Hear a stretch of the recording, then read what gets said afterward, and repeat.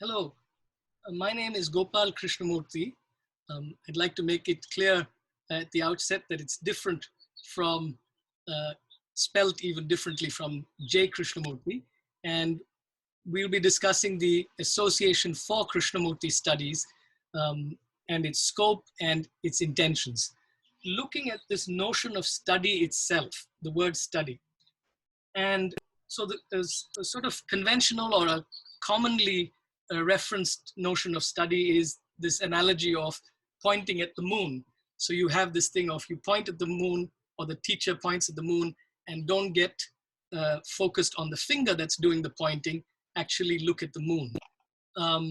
And so that is the teachings are out there like the moon, and we would study the moon and then later try and apply whatever we learned to the real world.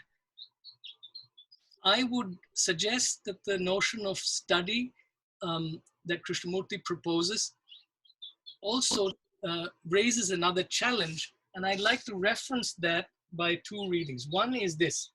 It's at the end of the letters to the school. He says, these letters are not meant to be read casually when you have a little time from other things, nor are they to be treated as entertainment. These letters are written seriously, and if you care to read them with the intent to study what is said, as you would study a flower by looking at the flower very carefully, its petals, its stem, its colors, its fragrance, and its beauty. These letters should be studied in the same manner, not read one morning and forgotten in the rest of the day.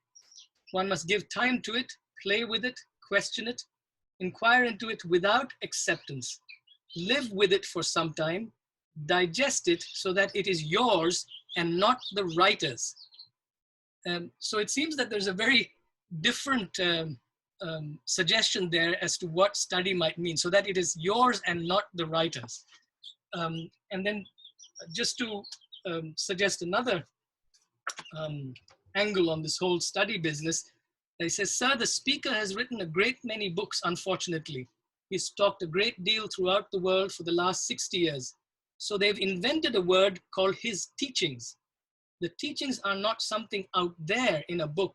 What the teaching is or says, look at yourself, go into yourself, inquire into what there is, understand it, go beyond it, and so on.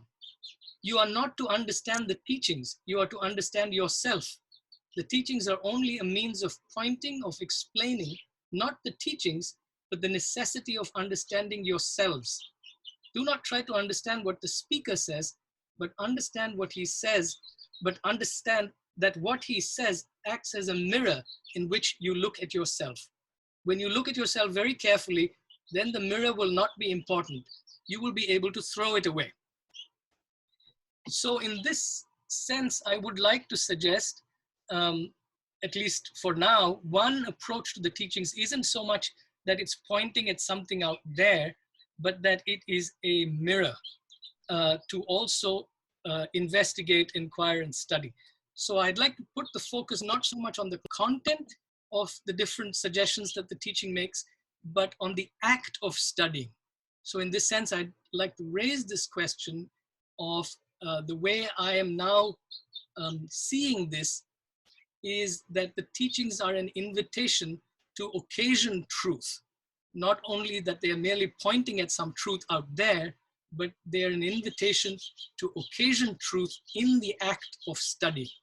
So what does that mean for us in the Association for Krishnamurti Studies?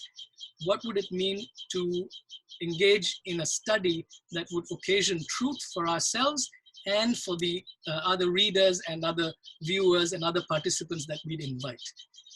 So Krishnamurti makes the statement, truth is a pathless land, and in the studying of Krishnamurti's teachings, what would it mean to occasion truth for ourselves and for the others? Because this seems to be a very important challenge for humanity right now. Not to deliver something that's dead, but what does it mean to occasion truth in the process of inquiry and study itself? Thank you.